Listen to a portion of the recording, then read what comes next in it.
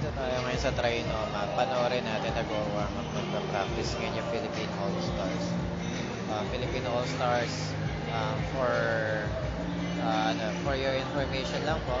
Siyempre, Pinoy, ano ba to? Dance crew na world renowned talaga kasi natalo nila ang baddest among the baddest crews sa Pinas. Ayun, kita mo maganda yan. Look at that, grabe. Isang minuto na yung nakatayo na ganyan.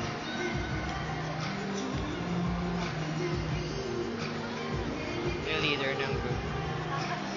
This one.